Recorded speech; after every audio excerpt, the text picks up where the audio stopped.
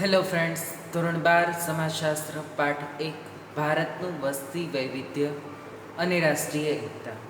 મિત્રો, લાસ્ટ લેક્ચરની અંદર આપણે પેપર સ્ટાઇલ વિશેની ચર્ચા કરી હતી. કયા પ્રશ્નના જવાબ કેવી રીતે લખવા અને પાઠની પ્રસ્તાવના, દરેક પ્રશ્નના જવાબની પ્રસ્તાવના એટલે કે આ પાઠમાંથી પૂછાતા પ્રશ્ન છે તેને લગતી એક કોમન પ્રસ્તાવના છે જે આપણે બનાવેલી છે, તેની ચર્ચા આપણે કરી હતી.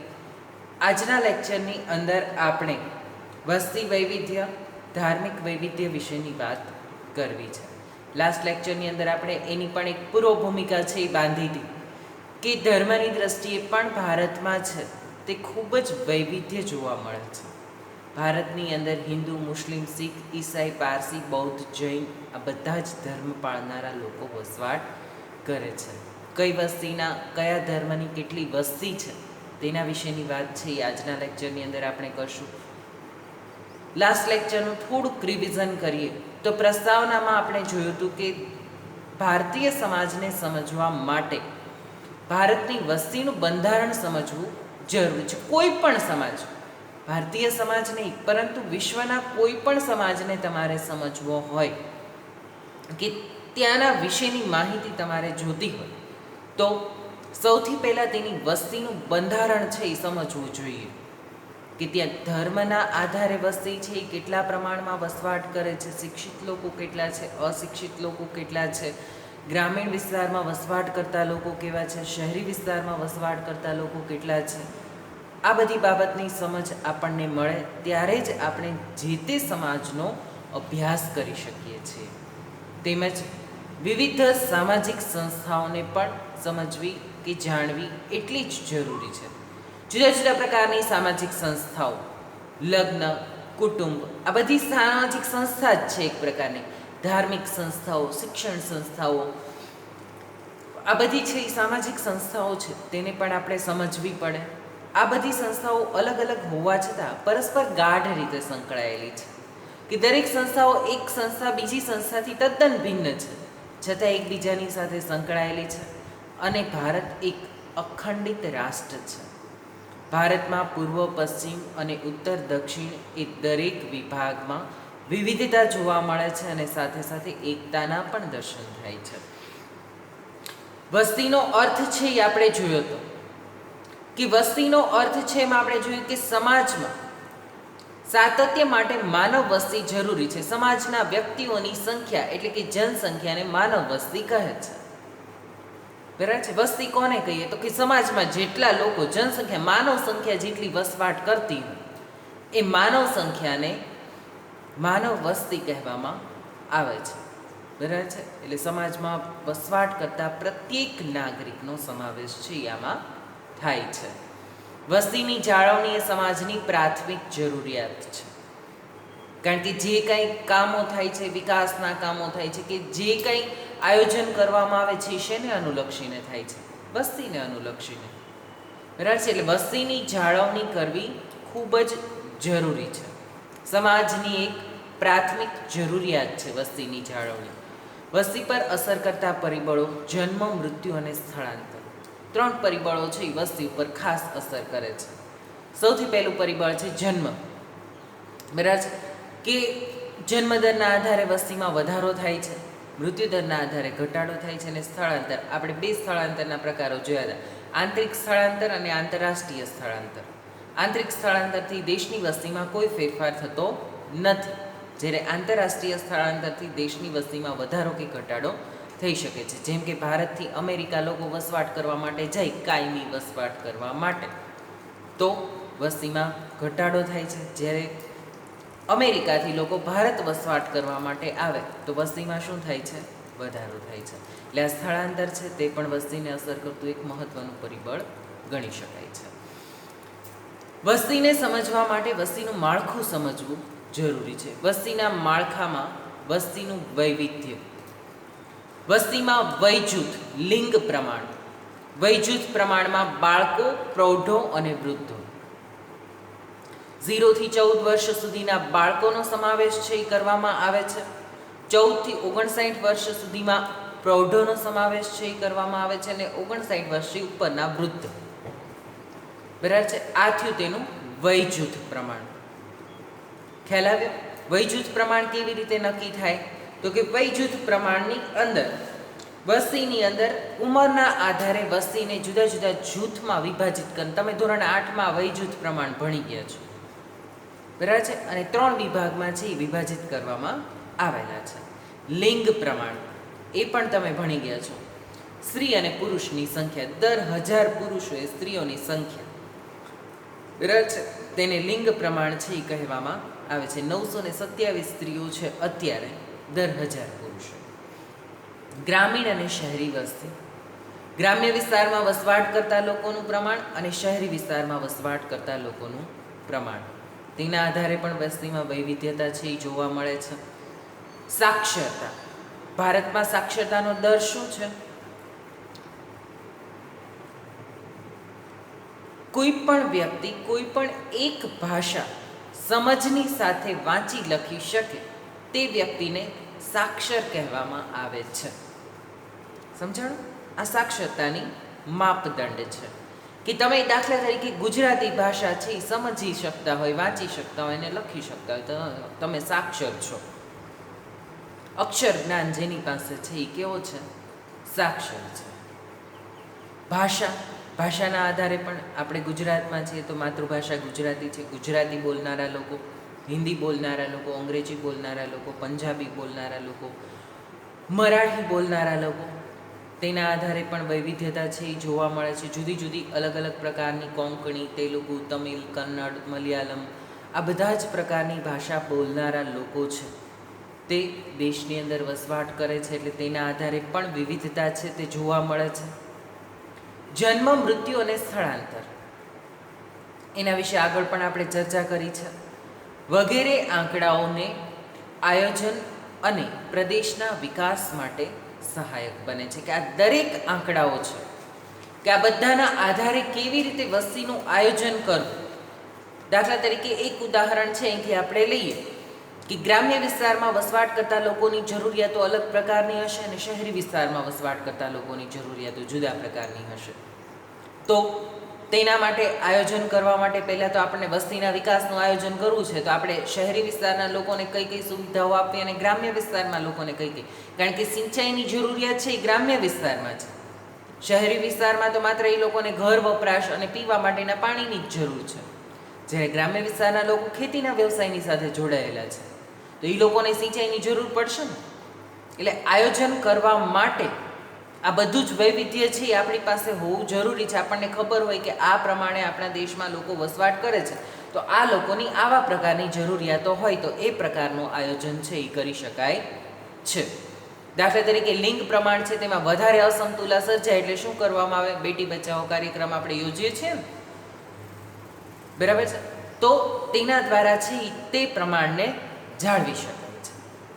વય જૂથ પ્રમાણ, જો વય જૂથ પ્રમાણ પણ જળવાઈ રહેવું ખૂબ જ જરૂરી છે. તેના આધારે પણ વસ્તીનો માપદંડ નક્કી થાય છે. એટલે આ પ્રકારે વસ્તીનું આયોજન કરવા માટે, જુદા જુદા પ્રકારની વસ્તીને સમજવા માટે તેના વૈવિધ્યને સમજવું ખૂબ જ જરૂરી છે. પાઠ્યપુસ્તક મુજબ છે આપણે જોઈએ તો કોઈ પણ દેશ કે સમાજમાં વસ્તીનું વૈવિધ્ય જોવા મળે છે. દાખલા તરીકે વય જૂથ, લિંગ પ્રમાણ, ગ્રામીણ, શહેરી પ્રમાણ, સાક્ષરતા, ધાર્મિક જૂથો, ભાષાકીય જૂથો, વિવિધ જ્ઞાતિ સમૂહો, જન્મ પ્રમાણ, મૃત્યુ પ્રમાણ, સ્થળાંતરિત લોકોનું પ્રમાણ વગેરે. વસ્તીના વૈવિધ્ય પરથી જે તે સમાજની આર્થિક સુખાકારીની વિગતો જાણી શકાય છે. આર્થિક રીતે કેટલા લોકો સુખી છે, આર્થિક એટલે પૈસાની દ્રષ્ટિએ જે તે સમાજ છે એ કેટલા પ્રમાણમાં સુખી છે તે સમજવા માટે વસ્તીનું વૈવિધ્ય સમજવું જરૂરી છે. વળી આયોજન અને વિકાસમાં વસ્તી વિષયક આંકડાઓ આવશ્યક બની રહે છે. કે આયોજન અને વિકાસ કરવા માટે પણ વસ્તી વિષયક આંકડાઓ આપણી પાસે હોય, કારણ કે વસ્તી ગણતરી જ્યારે કરવામાં આવે ને ત્યારે આ દરેક આંકડાઓની મદદ છે એ લેવામાં આવતી હોય છે, એટલે તે પણ આપણા માટે જરૂરી બની રહે છે. સ્થાનિકથી શરૂ કરીને વૈશ્વિક કક્ષા સુધીના પ્રત્યેક ક્ષેત્રમાં વસ્તીનું વૈવિધ્ય જોવા મળે છે. આપણે અહીં તેના કેટલાક મુદ્દાઓને ભારત અને ગુજરાતના સંદર્ભમાં સમજવાનો પ્રયત્ન કરીએ તો સૌથી પહેલો મુદ્દો છે ધાર્મિક વૈવિધ્ય. ભારત એ વિવિધતાથી ભરેલો દેશ છે. ભારતના બંધારણમાં મુખ્ય 7 ધર્મને મહત્ત્વ આપવામાં આવ્યું છે. ભારતના દરેક લોકો વાર તહેવારમાં હળી મળીને રહે છે, જે ધાર્મિક એકતા સર્જે છે. કે વારે તહેવારે આપણે બધા જ ધર્મના લોકો છે એ ભેગા હળી મળીને રહીએ છીએ. બરાબર છે કે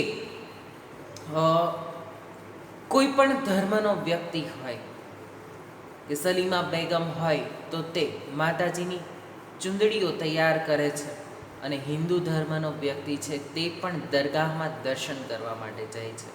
ક્રિસમસની પણ આપણે 31st રાહ જોઈને બેઠા હોઈએ છીએ, એટલે ક્રિસમસની પણ આપણે એવી ધામધૂમથી ઉજવણી કરીએ છીએ.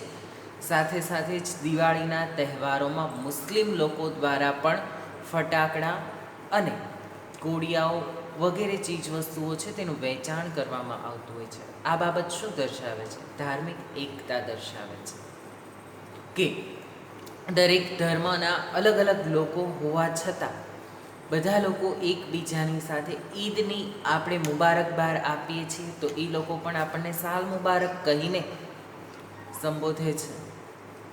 ત્યારે જ ધાર્મિક એકતાના દર્શન છે તે થાય છે. કારણ કે ધર્મ એક તરફ છે, રાષ્ટ્ર એક તરફ છે ને માનવતા સૌથી ઉપર છે. ધર્મ છે તે જ આપણને એકતાના માર્ગ તરફ લઈ જાય છે. તો આ પ્રકારનું ધાર્મિક વૈવિધ્ય ભારતમાં કેવા પ્રમાણમાં જોવા મળે છે? હિન્દુ ધર્મની વસ્તી સૌથી વધુ પ્રમાણમાં છે. ભારતમાં 79.80% લોકો છે તે હિન્દુ ધર્મના છે. 100 વ્યક્તિએ 80 જેટલા લોકો છે તે હિન્દુ ધર્મના છે, જ્યારે ગુજરાતમાં આ પ્રમાણ 88.57% છે. હવે લઘુમતી સમુદાયમાં હિન્દુ એક બહુમતીમાં, કારણ કે 50% ઉપર હોય એ સમુદાય બહુમતીમાં ગણે, તો હિન્દુ ધર્મ બહુમતીમાં આવી ગયો. લઘુમતીમાં સૌથી મોટો સમુદાય કયો છે? મુસ્લિમ ધર્મનો 14.23%, અને ગુજરાતમાં 9.67%. ખ્રિસ્તી ધર્મના લોકો 2.30%, ગુજરાતમાં 0.52%. ખ્રિસ્તી ધર્મના લોકો છે કેરળ, ગોવા આ બધા વિસ્તારોમાં વધારે પ્રમાણમાં હોય છે. ગુજરાતમાં આ ધર્મના લોકોનું પ્રમાણ ઓછું જોવા મળે છે. શીખ ધર્મના લોકો 1.72%, ગુજરાતમાં 0. શીખ ધર્મના લોકો પંજાબ તરફના વિસ્તારમાં વધારે હોય છે, ગુજરાતમાં તેનું પ્રમાણ 0.10% છે. બૌદ્ધ ધર્મના લોકો છે એ 0.70%, અને ગુજરાતમાં 0.5%. દર 1000 વ્યક્તિ 5 વ્યક્તિ છે બૌદ્ધ ધર્મ પાળનારી છે એ ગુજરાતમાં જોવા મળે છે. સૌથી નાનો લઘુમતી સમુદાય કયો થયો આમાં? બૌદ્ધ ધર્મનો, ગુજરાતની અંદર. અને ગુજરાતમાં ભારતમાં સૌથી નાનો લઘુમતી સમુદાય છે તે જૈન ધર્મનો છે, 0.37%. એટલે ગુજરાતમાં જૈન ધર્મના લોકો ઘણા છે, 0.96%, પરંતુ ભારતની અંદર છે તે આ પ્રમાણ 0.37% છે. કોઈ પણ ધર્મ નહીં. ઘણા લોકો એવા છે કે જેણે કોઈ ધર્મ અપનાવેલો નથી, જેને આપણે નાસ્તિક કહીએ છીએ, કે જેનો કોઈ પોતાનો વ્યક્તિગત ધર્મ નથી. જેમ તમે હિન્દુ છો, કોઈ મુસ્લિમ છે, કે અલગ અલગ ધર્મ પાળનારા ખ્રિસ્તી, શીખ, ઈસાઈ, પારસી, બૌદ્ધ, જૈન ધર્મ આ બધા ધર્મ પાળનારા લોકો છે. તેવી રીતે ઘણા લોકો એવા છે, 0.24% લોકો, એટલે દર 1024 વ્યક્તિ એવી છે કે જેને કોઈ ધર્મ નથી. ભારતમાં ગુજરાતની અંદર આ પ્રમાણ 0.10% છે. તમને MCQમાં એવો પ્રશ્ન પૂછાય કે ભારતની અંદર, અથવા તો એવો જ પ્રશ્ન પૂછાય કોઈ પણ ધર્મ પાળનારા નહીં લોકોનું પ્રમાણ ભારતમાં ખાલી જગ્યા અને ગુજરાતમાં ખાલી જગ્યા ટકા જેટલું છે. બરાબર છે. અને પછી નીચે 2 MCQ આપેલા હોય, 0.24 અને 0.10, 0.70 ને 0.5, 0.10 અને 1.72, 0.10 અને 0.24 એવો ઓપ્શન પણ આપેલો હોય. તો તમને ખ્યાલ હોવો જોઈએ ત્યારે કે ભારતમાં કેટલું પ્રમાણ છે અને ગુજરાતમાં કેટલું છે. આ ડિજિટ જ યાદ રાખવાના છે, સમજવાનું આમાં બહુ ઓછું છે. એટલે અહીં છે એ તમારે પાકા જ કરી નાખવાના છે. એક કોષ્ટક તમારે ગમે ત્યાં ઘરના એક ખૂણા ઉપર લગાડી દેવાનું છે, જેથી કરીને તમને છે એ ખ્યાલ હોવો જોઈએ કે ભારતમાં 2011ની વસ્તી ગણતરી મુજબ આ ધર્મના લોકોનું પ્રમાણ આટલા પ્રમાણમાં છે. રોજ જોશો તમને છેલ્લે યાદ રહી જશે. બરાબર. અન્ય એટલે કે આપેલ ધર્મમાંથી ધર્મ ન હોય, દાખલા તરીકે પારસી, બરાબર છે, તો પારસી ધર્મનો સમાવેશ છે એ આમાં કરવામાં આવેલો નથી. જરથોસ્ટી, આવા અલગ અલગ બીજા પણ ઘણા ધર્મ છે કે જેનો સમાવેશ અહીં કરવામાં આવેલો ન હોય, તો એવા ધર્મ પાળનારા લોકોનું પ્રમાણ છે તે 0.66% છે અને ગુજરાતની અંદર 0.3% છે. પારસી સમુદાય છે એ ગુજરાતમાં વસવાટ કરે છે, બરાબર છે. તો આ પ્રમાણે જુદા જુદા સૌથી મોટો સમુદાય કયો છે? હિન્દુ ધર્મનો છે. સૌથી લઘુમતીમાં સૌથી મોટો સમુદાય કયો છે?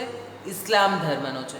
જો લઘુમતીમાં સૌથી મોટો પૂછાય તો ખાસ યાદ રાખજો, હિન્દુ ન લખી નાખતા. એમાં તમને એમ થાય કે મોટો સમુદાય એટલે હિન્દુ, લઘુમતીમાં મોટો સમુદાય એટલે ઇસ્લામ.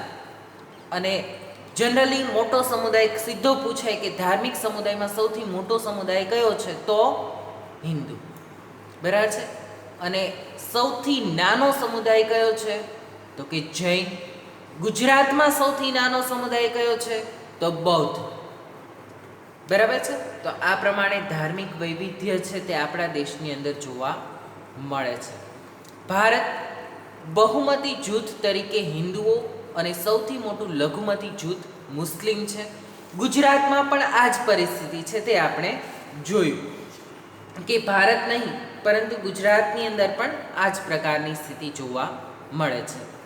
પુસ્તકમાંથી આપણે જોઈએ તો વિદ્યાર્થી મિત્રો, આપણે સૌ જાણીએ છીએ કે ભારત વિવિધતાથી ભરેલો દેશ છે.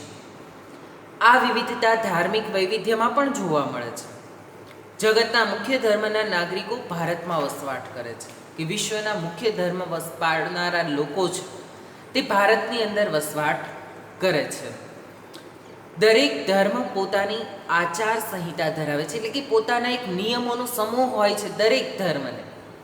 દાખલા તરીકે આપણે હિન્દુ ધર્મના લોકો છીએ તો આપણા ધર્મના પણ કેટલાક નિયમો હોય છે ને, તેવી જ રીતે દરેક ધર્મને પોતાની એક આચાર સંહિતા હોય છે.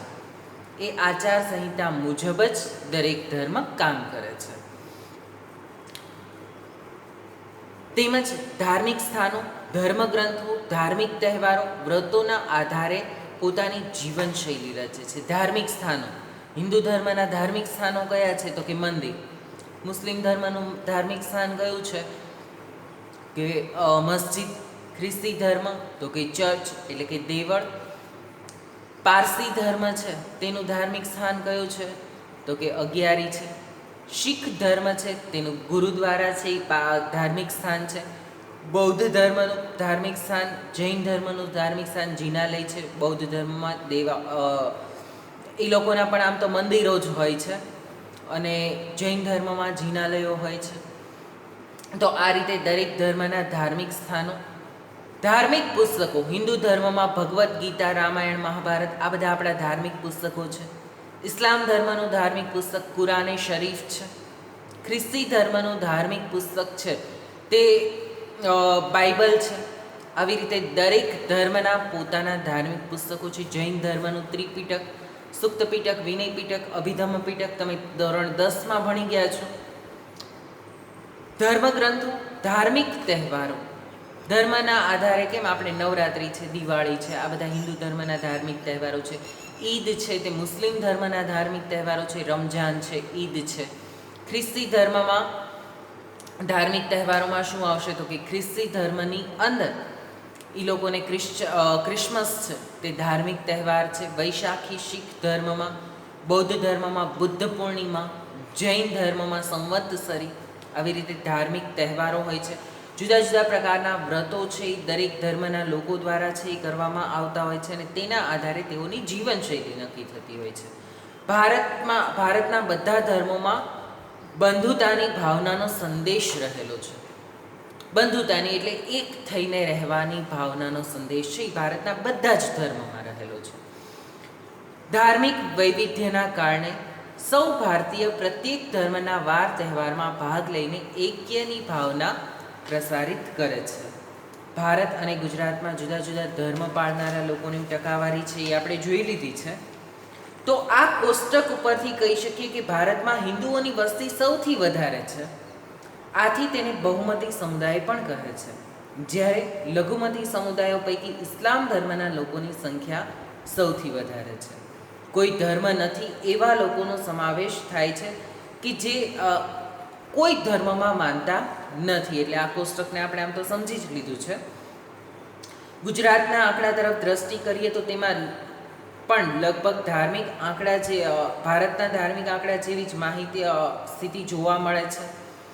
હિન્દુઓની વસ્તી સૌથી વધારે અને લઘુમતીઓ સમુદાયો પૈકી મુસ્લિમોની વસ્તી સૌથી વધુ જોવા મળે છે. વિદ્યાર્થી મિત્રો, શૈક્ષણિક વર્ષ દરમિયાન તમે બધા ધર્મ આધારિત જે જાહેર રજાઓ માણો છો એ એક ધાર્મિક ઐક્ય જ દર્શાવે છે. બરાબર છે કે શૈક્ષણિક વર્ષ દરમિયાન એટલે કે શાળા ચાલુ હોય તે દરમિયાન આપણે બધા જ ધર્મની ધાર્મિક રજાઓ માણીએ છીએ. આ ધર્મ તો કે એટલે આ રજાઓ આપણે મુસ્લિમ હોઈએ કે ન હોઈએ પણ ઈદની રજા આપણે ભોગવીએ જ છીએ. બરાબર છે.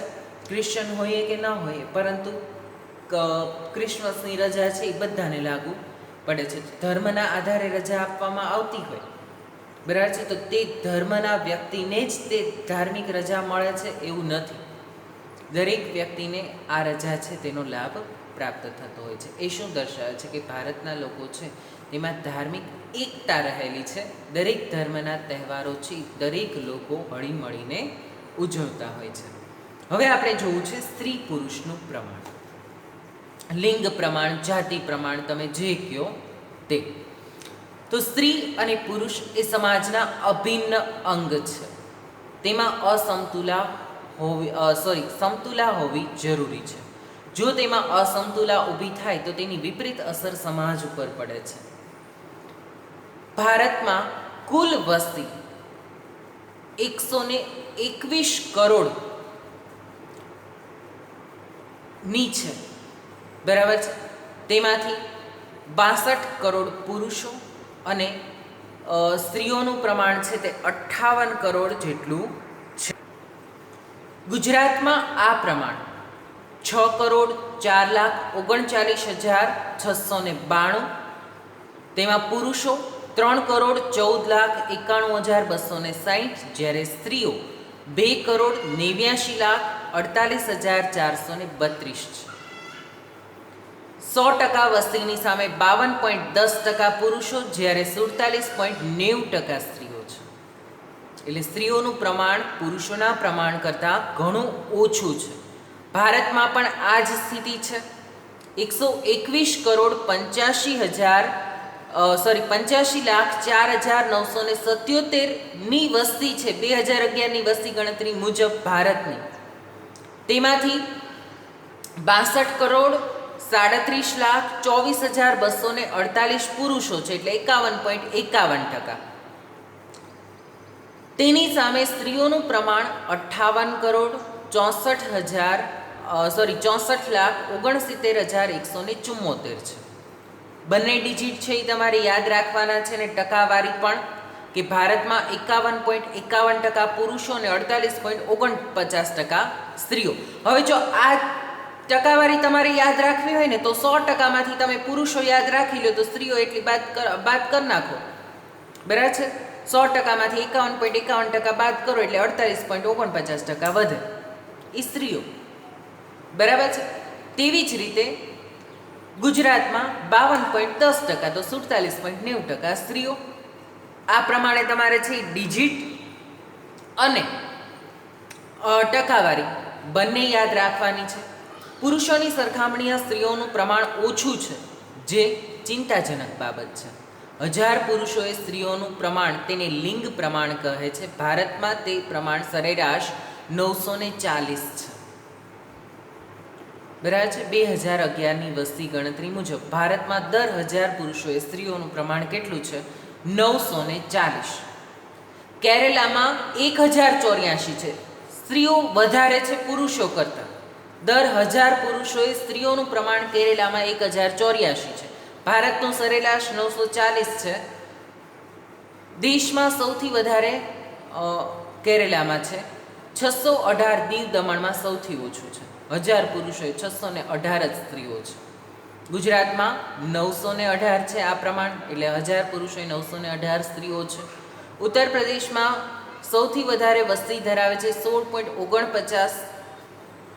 દેશની કુલ વસ્તીમાં ઉત્તરાખંડમાં સૌથી ઓછું 0.84%, એટલે કે વસ્તીનું પ્રમાણ છે, આ સ્ત્રી પુરુષનું પ્રમાણ નથી. સ્ત્રી પુરુષનું પ્રમાણ છે એ માત્ર તમારે આ જ રાજ્યોનું યાદ રાખવાનું છે. ભારતનું સરેરાશ 940, કેરલાનું સૌથી વધુ 1084, સૌથી ઓછું ક્યાં? દીવમાં 618, અને આપણે ગુજરાતમાં વસવાટ કરીએ છીએ એટલે ગુજરાતમાં 918. બરાબર છે. તો આ રીતે લિંગ પ્રમાણમાં છે તે આટલો તફાવત ભારતમાં જોવા મળે છે. પુસ્તક મુજબ આપણે જોઈએ તો હવે આપણે વસ્તીના વૈવિધ્યને સમજવા માટે સ્ત્રી પુરુષના પ્રમાણ અંગે ચર્ચા કરીએ. કોઈ પણ સમાજના કદને સમજવા માટે સ્ત્રી પુરુષનું પ્રમાણની સમજ મેળવવી આવશ્યક છે. સમાજના અભિન્ન અંગ સમાન સ્ત્રી પુરુષની વસ્તી વિષયક માહિતી જે તે સમાજની સંતુલિત વસ્તીનો નિર્દેશ કરે છે. અર્થાત કોઈ પણ દેશમાં સ્ત્રી પુરુષનું સપ્રમાણ હોવું જરૂરી છે. આ પ્રમાણમાં અસમતુલા ઊભી થાય તો તેનાથી વસ્તીને લગતા ઘણા પ્રશ્નો સર્જાઈ શકે છે. કોષ્ટકને છે એ આપણે સમજ્યા તો તેના ઉપરથી અહીં આપણે જે માહિતી લીધી છે તે જ આપેલી છે કે ગુજરાતમાં સ્ત્રી પુરુષનું રાષ્ટ્રીય પ્રમાણમાં તફાવત જોવા મળે છે. 1000 પુરુષોએ સ્ત્રીઓની સંખ્યા કેટલી તેને લિંગ પ્રમાણ કહેવામાં આવે છે. ભારતના જુદા જુદા રાજ્યોમાં જોવા મળતું લિંગ પ્રમાણ પરિશિષ્ટ 1, એટલે કે અહીં છે એ પાછળ તમને પુસ્તકમાં પણ છેલ્લે પરિશિષ્ટ 1 આપેલું છે. જુઓ તમે, પરિશિષ્ટ 1 છે તેમાં લિંગ પ્રમાણ છે એ આપવામાં આવેલું છે. જેમાં કેરળમાં સૌથી વધારે છે 1084 દર 1000 પુરુષોએ. સૌથી ઓછું લિંગ પ્રમાણ દીવ દમણના કેન્દ્ર શાસિત પ્રદેશમાં છે 618. ભારતનું આ પ્રમાણ છે એ 940 છે અને ગુજરાતમાં 918 છે. ભારતમાં સૌથી વધુ વસ્તી ધરાવતું રાજ્ય ઉત્તર પ્રદેશ છે.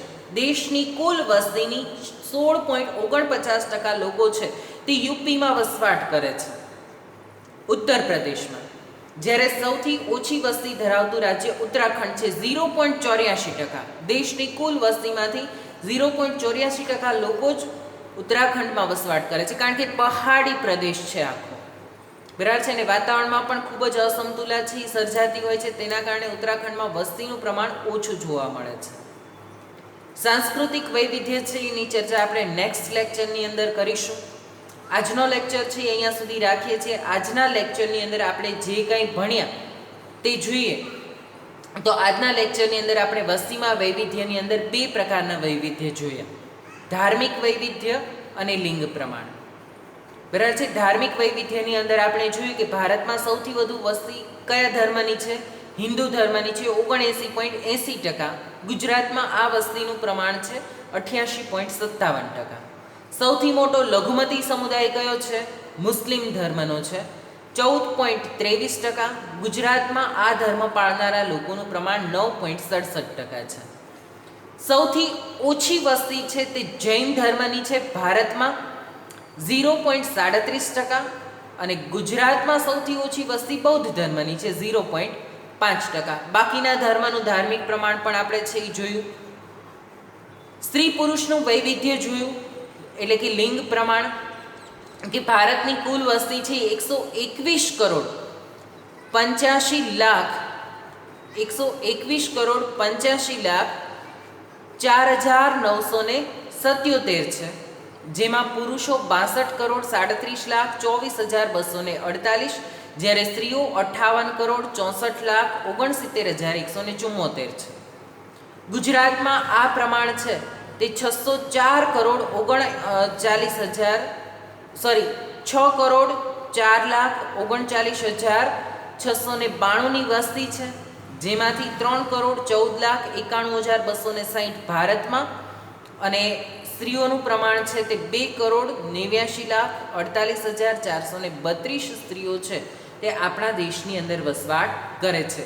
દર 1000 પુરુષોએ 940 સરેરાશ સ્ત્રીઓ છે ભારતની અંદર, જેમાં કેરલા રાજ્યમાં આ પ્રમાણ સૌથી વધારે જોવા મળે છે 1084, જ્યારે દીવ દમણમાં સૌથી ઓછું પ્રમાણ છે 618, ગુજરાતમાં 918 લોકો છે દર 1000 પુરુષોએ સ્ત્રીઓ જોવા મળે છે.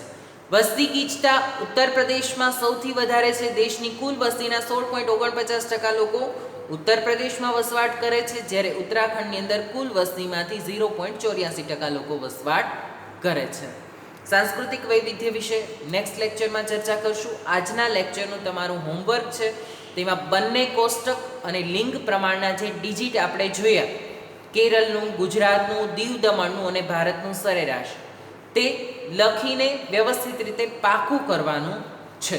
હવે તમે મેચ્યોર છો, તમને 5-5 વાર લખાવવાની કંઈ જરૂર નથી, પણ લખી ભલે એકવાર, પણ વ્યવસ્થિત રીતે વારંવાર વાંચીને તેને પાકું છે એ કરી નાખવાનું છે. જ્યાં સુધી પાઠ ચાલ્યો છે ત્યાં સુધી એકવાર વ્યવસ્થિત રીતે છે એ વાંચી લેવો, જેથી કરીને તમને યાદ રહી જાય. ત્યાં સુધી રાખી છે. Thank you. Have a nice day.